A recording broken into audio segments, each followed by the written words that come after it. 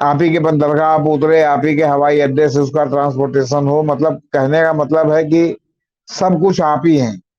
तो कौन पकड़ेगा उनको?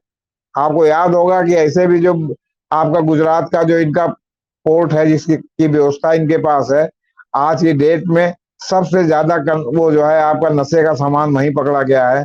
और आज तक जो है इन लोगों से कोई पूछताछ नहीं की गई, और ये नहीं पूछा गया कि इतने कितने कंटेनर जो है बाजार में चले गए या कितने कंटेनर बाजार में जा जा रहे हैं। पता है कि 2 वर्षों में अडानी ने ताइवान, दुबई और सिंगापुर में अब तटीय मत्स्योद्योग का उपयोग करके 5 अरब डॉलर मूल्य का कोयला आयात किया, जो कई बार बाजार मूल्य से दोगुने से भी अधिक था।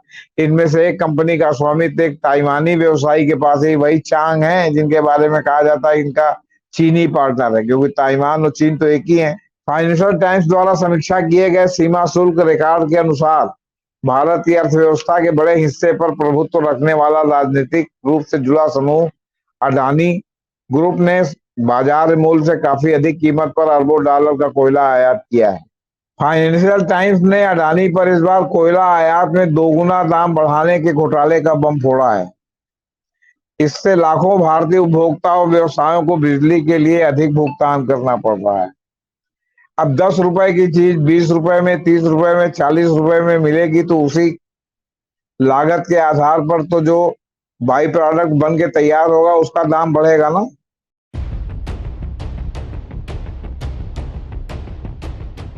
अभी आप हमास और इजरायल के युद्ध को देख रहे होंगे, आपका ध्यान उस पर केंद्रित होगा।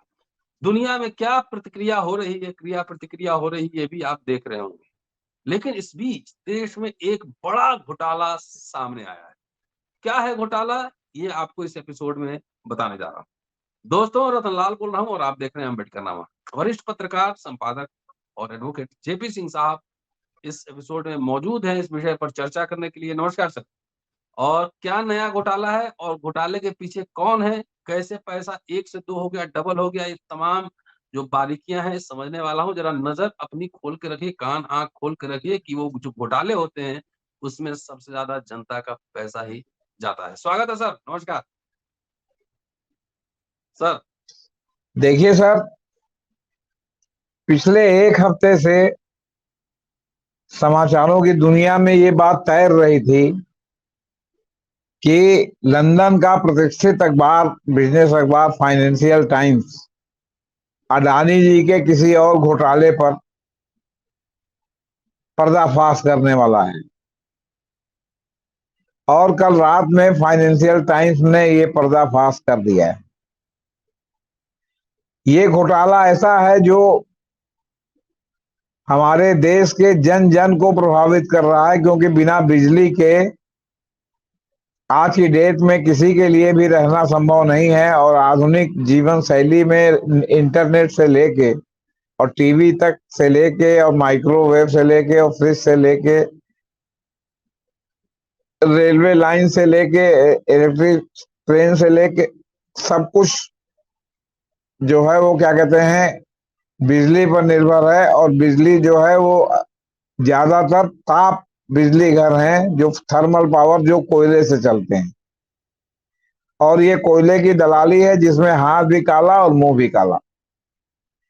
फाइनेंशियल टाइम्स ने अडानी पर इस बार कोयला आयात में दोगुना दाम बढ़ाने के घोटाले का बम फोड़ा है। इससे लाखों भारतीय उपभोक्ता और व्यवसायों को बिजली के लिए अधिक भुगतान करना पड़ रहा है। अब 10 रुपए की चीज 20 रुपए में, 30 रुपए में, 40 रुपए में मिलेगी, तो उसी लागत के आधार पर तो जो बाई प्रोडक्ट बन के तैयार होगा उसका दाम बढ़ेगा ना। अब लंदन स्थित प्रतिष्ठित वित्तीय दैनिक फाइनेंशियल टाइम्स ने एक विस्तृत जांच रिपोर्ट में, जिसका शीर्षक है अडानी कोयला आयात का रहस्य, जिसका मूल्य खामोशी से दोगुना हो गया,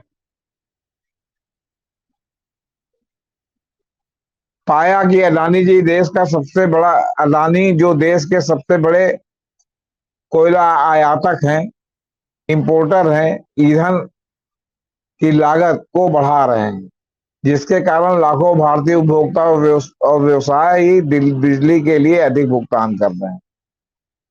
फाइनेंशियल टाइम्स का कहना है कि पिछले 2 वर्षों में अडानी ने ताइवान, दुबई और सिंगापुर में अब तटीय मध्यस्थों, और ये सब वही मध्यस्थ हैं जिनको हिंडनबर्ग ने बताया था।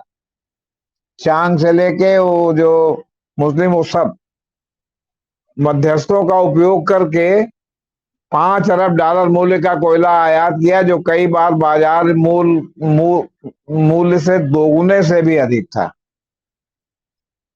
मतलब जो कोयला मंगाया इन्होंने, वो मतलब अगर $2.5 अरब का कोयला था, तो उसका लगभग $5 अरब जो है दाम दर्शाया गया। फाइनेंशियल टाइम्स द्वारा समीक्षा किए गए सीमा शुल्क रिकॉर्ड के अनुसार भारत की अर्थव्यवस्था के बड़े हिस्से पर प्रभुत्व रखने वाला राजनीतिक रूप से जुड़ा समूह अडानी ग्रुप ने बाजार मूल्य से काफी अधिक कीमत पर अरबों डॉलर का कोयला आयात किया है। आंकड़े लंबे समय से चले आ रहे आरोपों का समर्थन करते हैं कि देश का सबसे बड़ा निजी कोयला आयातक अडानी ईंधन की लागत बढ़ा रहा है और लाखों भारतीय उपभोक्ताओं और व्यवसायियों को बिजली के लिए अधिक भुगतान करना पड़ रहा है। इससे जो है, जो बाई प्रोडक्ट बन के निकल रहा है, उसकी लागत बढ़ जा रही है। जैसे बिजली निकल रही है तो बिजली की लागत बढ़ जा रही है। उससे निर्मित और जो औद्योगिक सामान है और जो औद्योगिक निर्माण, सबकी कीमत बढ़ जा रही है। ट्रेन के जो है, वो जो परिचालन रेलवे से हो रहा है, उसकी कीमत बढ़ जा रही है। कहने का मतलब है कि जीवन के दैनंदिनी को बहुत गंभीरता से महंगाई की मार के रूप में वो प्रभावित कर रहा है। रिकॉर्ड से पता चलता है कि 2 वर्षों में अडानी ने ताइवान, दुबई और सिंगापुर में अपतटीय मध्यस्थों का उपयोग करके $5 अरब मूल्य का कोयला आयात किया, जो कई बार बाजार मूल्य से दोगुने से भी अधिक था।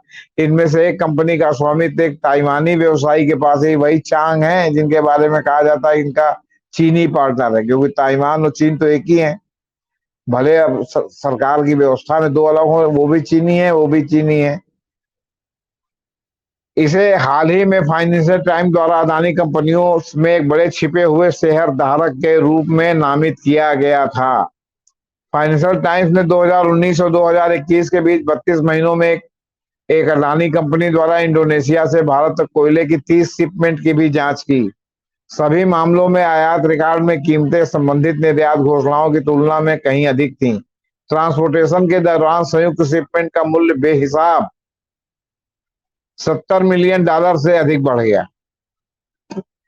फाइनेंशियल टाइम्स की रिपोर्ट कहती है कि कैसे गौतम अडानी को मोदी का रॉकफेलर बताया गया है, जिसमें पिछले 10 वर्षों में उनकी तेजी से बढ़ती किस्मत का जिक्र किया गया है, जब उनकी 10 सूचीबद्ध कंपनियां समृद्ध हुई हैं और वह भारत की सबसे बड़ी निजी थर्मल पावर कंपनी के रूप में उभरे हैं। सबसे बड़ा निजी बंदरगाह ऑपरेटर भी आज की डेट में अडानी है। अब जो शिपमेंट चला वो अडानी के ही बंदरगाह पर उतरा। मतलब अगर, ताकि अब उसमें समझ ली कि कहीं कोई अनामोली पकड़ना कितना कठिन काम है। आप ही के बंदरगाह आप उतरे, आप ही के हवाई अड्डे से उसका ट्रांसपोर्टेशन हो। मतलब कहने का मतलब है कि सब कुछ आप ही हैं, तो कौन पकड़ेगा उनको। आपको याद होगा कि ऐसे भी जो आपका गुजरात का जो इनका पोर्ट है, जिसकी की व्यवस्था इनके पास है, आज की डेट में सबसे ज्यादा वो जो है आपका नशे का सामान वहीं पकड़ा गया है। और आज तक जो है इन लोगों से कोई पूछताछ नहीं की गई, और ये नहीं पूछा गया कि इतने कितने कंटेनर जो है बाजार में चले गए या कितने कंटेनर बाजार में जा रहे हैं।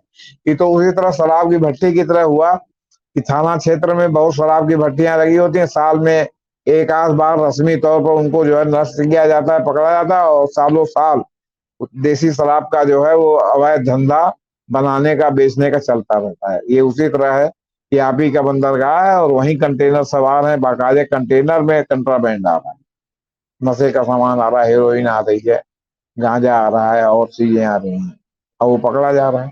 और पकड़ा जाता है कभी कभी उनसे कहाँ कहाँ चला गया, इसका जो है कोई लेखा जोखा नहीं है। क्यों? क्योंकि हमाम में सब नंगे हैं, व्यवस्था में जो लोग शामिल है, जिनको पकड़ने की जिम्मेदारी है, वो भी आकंठ डूबे हुए हैं।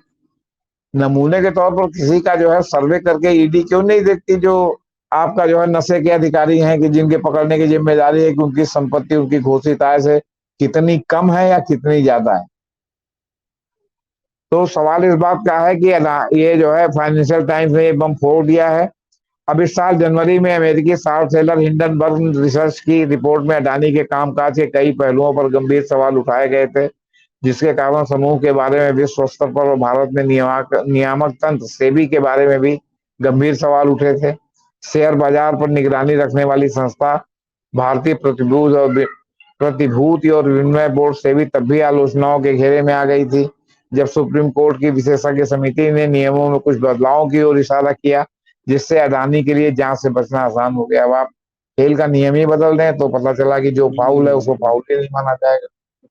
अडानी ने हिंडनबर्ग रिपोर्ट द्वारा लगाए गए आरोपों और फिर फाइनेंशियल टाइम्स द्वारा कोयले के आयात की अधिक कीमत तय करने के आरोपों से इनकार किया है। अच्छा, इस बार कमाल हो गया, जब इन्होंने फाइनेंशियल टाइम्स ने संभवतः इनसे जो है इनकी प्रतिक्रिया मांगी कोयले आयात घोटाले के बारे में, तो इन्होंने जो प्रतिक्रिया दी कि सब गलत है। इसके साथ इन्होंने पहले ही जो है वो क्या कहते हैं प्रेस रिलीज जारी करके सफाई दे दी कि फाइनेंशियल टाइम्स हमारी इमेज खराब करना चाहता है और पुराने गड़े मुर्दे उखाड़ना चाहता है, जो सारे मुर्दे सब सेटिल हो चुके हैं। तो चोर की दाढ़ी में तिनके की तरह पहले ही इन्होंने सफाई दे दी और आखिर फाइनेंशियल टाइम्स रुका नहीं, इनकी सफाई के साथ उसने जो है रिपोर्ट अपनी जारी कर दी। 2016 में नामित 40 आयातकों में से एक के खिलाफ मामला है ये। इसमें कहा गया है कि कोयले के आयात में अधिक मूल्यांकन का मुद्दा भारत की सर्वोच्च अदालत द्वारा निर्णायक रूप से सुलझाया गया था। ये अडानी इनका कहना है, मतलब अडानी ग्रुप का। फाइनेंशियल टाइम्स ने डीआरआई जांच की अनसुलझी प्रकृति और कथित प्रथाओं की स्पष्ट निरंतरता का हवाला देते हुए अडानी और प्रधानमंत्री नरेंद्र मोदी के प्रशासन के बीच संबंधों के बारे में नए सवाल उठाए हैं। वाचडॉग सेबी की भूमिका भी तब सुर्खियों में आ गई जब यह सामने आया कि 2014 से अडानी समूह के खिलाफ आरोपों के बारे में सेबी को मालूम था, जो कि एक पत्र जो OCCRPFT द गार्जियन की जांच का हिस्सा था दिखाया गया है। लेकिन सेबी ने जो है आंख मूंदे रखा और सेबी अभी भी जांच ही कर रही। सुप्रीम कोर्ट ने जो है सेबी पर कसा है शिकंजा, इसके बाद भी सेबी अभी जांच ही कर रही है। अभी सेबी की फाइनल रिपोर्ट अडानी के बारे में आई नहीं। अडानी के गोलमाल को उजागर करने वाला सबसे हालिया घोटाला यह था कि उस समय सेबी के अध्यक्ष अब अडानी के स्वामित्व वाले NDTV के स्वतंत्र निदेशक हैं।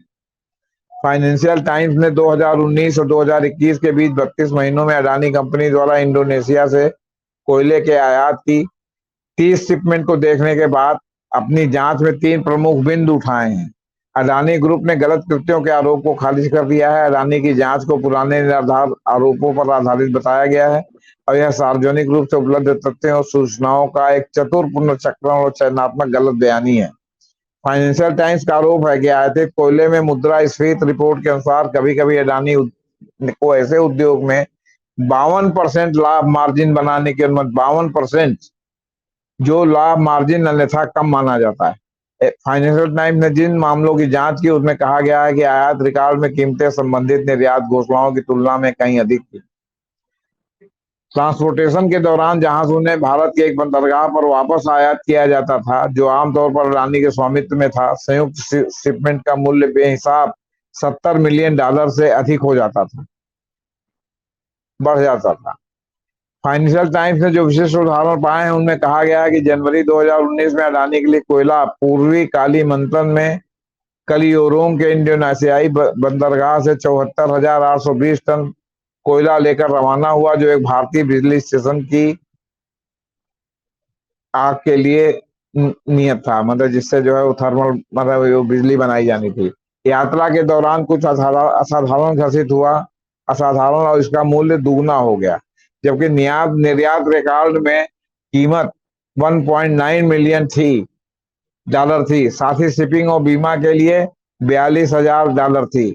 अडानी द्वारा संचालित भारत के सबसे बड़े वाणिज्यिक बंदरगाह गुजरात के मुंद्रा में पहुंचने पर घोषित आयात मूल्य $4.3 मिलियन था।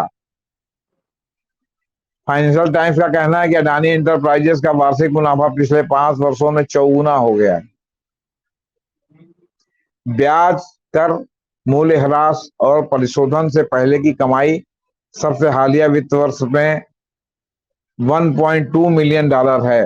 फाइनेंशियल टाइम्स का कहना है कि समूह की सबसे पुरानी और सबसे मूल्यवान कंपनी अडानी एंटरप्राइजेज अपनी बिक्री मुनाफे का बड़ा हिस्सा इंटीग्रेटेड रिसोर्स मैनेजमेंट IRM नामक अपने कोयला व्यापार प्रभाग से पैदा करती है। यह प्रभाग 4 वैश्विक कार्यालयों और 19 भारतीय स्थानों पर स्थित लॉजिस्टिक और कमोडिटी ट्रेडिंग में अपनी विशेषज्ञता का दावा करता है।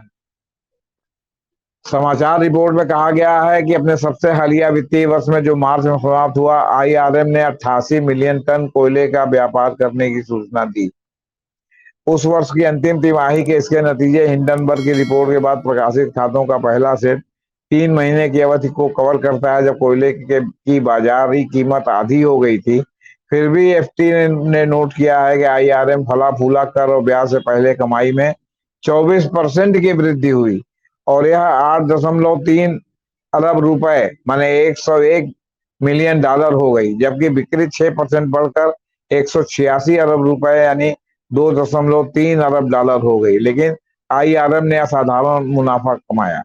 जिन 3 बिचौली कंपनियों से यह कोयला खरीदता था, जिन्होंने अडानी समूह को कोयले की आपूर्ति की, ऐसा प्रतीत होता है कि उन्होंने अधिक मात्रा में कमाई की, इनसे भी ज्यादा कमाई उन्होंने की।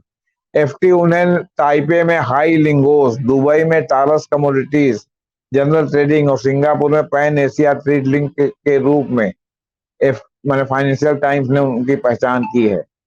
उस समय अपने स्वयं के संचालन द्वारा आपूर्ति किए गए 42 मिलियन टन कोयले के लिए अडानी समूह ने औसतन $130 प्रति टन की कीमत घोषित की, लेकिन इसके 3 बिचौलियों द्वारा आपूर्ति किए गए 31 मिलियन टन कोयले के लिए प्रति टन घोषित औसत मूल्य $155 प्रति टन था। मैंने इन्होंने 130 का वो 155 में लिया। यह 20% प्रीमियम पर था, जिसका मूल्य लगभग $800 मिलियन है। मतलब कमाए जाओ राजा तुम्हारी है सत्ता। एक कविता बचपन में सुनी थी। साले की शादी में गए थे कलकत्ता, 500 रुपया उसमें मिला भत्ता। बीवी ने पूछा ये क्या किया, मैंने कहा जनसंपर्क किया। तो बीवी ने कहा कमाए जाओ राजा तुम्हारी है सत्ता। तो तुम्हारी सत्ता है तो लालच का अंत नहीं है, चाहे जितना जो है कमाए जाओ, क्या फर्क पड़ता है भैया, लूट का माल है। मतलब विदेश से हाँ जो तो कोयला जी आयात हुआ तो 2 रुपए हाँ, का कोयला यहाँ 4 रुपया दिखाया गया, यही बात है। कहीं 4 रुपया, कहीं 5 रुपया, कहीं 6 रुपया, कभी 3 रुपया भी, लेकिन 2 रुपए का अच्छा, कोयला 2 रुपए में नहीं दिखाया गया। तो उससे कितना लाभ जहां हुआ है जैसा कंपनी मोटर। जैसा लग गया वो, उनके 3 उन्हीं के बिचौलिए जो उन्हीं के आदमी हैं, उन्हीं की कंपनियां मानी जाती हैं। तो बड़ा एक्स्ट्रा लंबा लाभ कितना गोलमाल कमाए है सर। टोटल, है अब एक्स्ट्रा टोटल तो, मुनाफा कितना कमा। अब एक्स्ट्रा मुनाफा मुनाफा ही मुनाफा है, पूरी कंपनी उसी मुनाफे पे इनकी सब चल रही है। आप तो ये कोयला अगर फाइने महंगा खरीदे सरकार, कोयला अगर महंगा आए दिखाया जाए तो हाँ यहाँ बिजली हाँ, का तमाम पहले बढ़ेगा दाम, और बिजली का वो बढ़ा ही बढ़ेगा तो हुआ है। बिजली से सब कुछ कनेक्टेड है, सब नहीं, कुछ अब कनेक्टेड है। सबका दाम बढ़ेगा, बिजली महंगी मिलेगी तो। दूसरी बात यह है कि हम्म जो राज्य सरकारों के आप थर्मल पावरों को, या जो आप एनटीपीसी के थर्मल पावरों को जो बिजली दे रहे हैं, तो वो भी तो पैसा सरकार पब्लिक से ही उगाही करके दे रहे हैं ना, कोई प्राइवेट हम्म ऑपरेटर तो है नहीं कि हम्म प्राइवेट ऑपरेटर हो। तो जनता का ही पैसा जो है वो क्या कहते हैं, जनता के ही लिए लूटा जा रहा है। मतलब जितना निचोड़ सको, नींबू की तरह की एक बूंद उसमें रस न बचने पाया, बाकी जीएसटी से निचोड़ा जा रहा है, हम्म डायरेक्ट टैक्स से निचोड़ा जा रहा है, इनडायरेक्ट टैक्स से निचोड़ा जा रहा है। आप जो कोई भी सामान आप खरीदते हैं और उसमें अगर आप 40% जीएसटी है, तो आप सोचे ना कि 40% उसका दाम पहले ही जीएसटी के कारण बढ़ा हुआ है, और जो बेच रहा है उसका मुनाफा अलग है उसमें। तो कई रुपए का सामान है और कई कई रुपया जो है जीएसटी है, कई परसेंट, और कितना उसका मुनाफा है। मतलब कुल मिला के ये है कि आपको एकदम गले के नरेटी तक जो है दबा करके लूटा जा रहा है। अब फाइनेंशियल सर। टाइम्स ने अडानी अडानी स्टॉक के संभावित विवादास्पद मालिक के रूप में पहचान पहचान किया था। उसका कहना है कि दूसरी बिचौली कंपनियां टारस मुंबई से चलती है, उसके स्वामित्व को निर्णायक रूप से स्थापित करने में असमर्थ रही है। तीसरी कंपनी पैन एशिया कोल ट्रेडिंग, जो मुख्य रूप से अडानी पावर को आपूर्ति करती है, एफटी द्वारा समीक्षा किए गए रिकॉर्ड में कोयले के लिए उसके पास कोई अन्य भारतीय ग्राहक नहीं थे। मतलब इन्हीं को कोयला वो बेचती है केवल। वरिष्ठ उद्योग व्यापारियों से एफटी ने बात की और उनका कहना था कि अल्पज्ञात व्यापारिक घरानों के उपयोग पर सवाल उन्होंने उठाया, क्योंकि कोयले के बड़े खरीदार आमतौर पर बड़े व्यापारिक घरानों के साथ साझेदारी करना पसंद करते हैं, जिनके पास मजबूत क्रेडिट रेटिंग होती है और करोड़ों के आदान प्रदान से जुड़े कमोडिटी सौदों के लिए डॉलर का एक विश्वसनीय रिकॉर्ड होता है ना। तो अब ये इसके बाद इन्होंने इन 3 कंपनियों से क्यों किया, अब आप समझ लीजिए। सब गोलमाल है। आप ही बेचने वाले हैं, आप ही खरीदने वाले हैं, आप ही फिर बेचने वाले हैं, आप ही फिर खरीदने वाले हैं, और अंत में जो है जिनको आप सप्लाई करेंगे उनको सब इन्फ्लेटेड दाम पर आप सप्लाई करेंगे। तो सवाल अडानी इस बात समूह का ने है। प्रेस जी। अडानी समूह ने प्रेस रिलीज जारी किया था कि बदनाम हाँ। करने की साजिश हो रही है। तो जब ये जी। खबर, ये रिपोर्ट जब छप गई तो उसके ऊपर मुकदमा वगैरह नहीं हुआ? अभी तक तो नहीं हुआ सर, अभी कल रात ही में तो छपी है।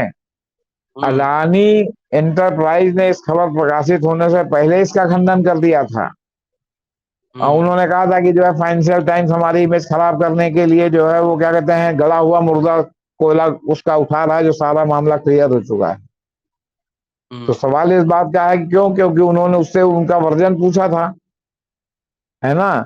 समूह ने अडानी समूह की छवि को खराब करने और सार्वजनिक हित की आड़ में निहित स्वार्थों को आगे बढ़ाने के लिए निरंतर अभियान को जारी रखने का आरोप जो है वो फाइनेंशियल टाइम्स पर लगाकर उसकी आलोचना की। कंपनी ने कहा कि फाइनेंशियल टाइम की प्रस्तावित कहानी, मतलब प्रस्तावित थी जब इन्होंने खंडन दिया था, डीआरआई के हम्म। 30 मार्च 2016 के सामान्य अलर्ट सर्कुलर पर आधारित है। कंपनी ने संभवतः अपने पत्रकार डैन मैकलम की प्रश्नावली के आधार पर कहानी का अनुमान लगाया है। डीआरआई का मतलब राजस्व कृपा निदेशालय है, जो तस्करी गतिविधियों पर नजर रखता है और अंतर्राष्ट्रीय व्यापार से संबंधित वाणिज्यिक धोखाधड़ी का मुकाबला करता है। मैक्रम ने 31 अगस्त को गुप्त निशान से छुपे हुए अडानी निवेशकों का पता चलता है शीर्षक से एक लेख भी लिखा था। यह कहानी जो संगठित अपराध और भ्रष्टाचार रिपोर्टिंग प्रोजेक्ट ओसीसीआरपी ने जो दिया था, खोजी पत्रकारों के एक नेटवर्क के खुलासे पर आधारित थी। उसमें दावा किया गया था कि 2 एशियाई व्यवसायी संयुक्त अरब अमीरात के नासिर अली, शबान अली अहली और ताइवान के चांग चुंग लिंग ने मॉरिशस स्थित 2 निवेश फंडों के माध्यम से 4 अडानी समूह की कंपनियों के शेयरों में धन लगाने की साजिश रची थी। उस समय भी अडानी समूह ने इस आधार पर रिपोर्ट को खारिज कर दिया था। उसका एक हिस्सा 2014 में बिजली उत्पादन उपकरणों के आयात पर अधिक चलने के कारण, चालान के कारण अडानी पावर के खिलाफ राजस्व खुफिया विभाग द्वारा दायर एक मामले पर आधारित था।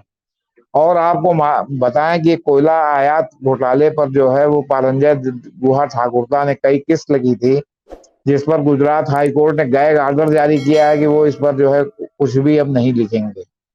ये मामला अभी नहीं है, संजय सिंह ने इसको मामला, ये मामला 3-4 साल से जो है अडानी के कोयला घोटाले जी जी का जी जो है जी। उठ रहा है। संजय सिंह भी इसको उठा चुके हैं, और ये काफी जो है गर्मा गर्म मामला है। लेकिन अब ये है कि सरकार ने अपने माइट से इसको दबा रखा है। जी।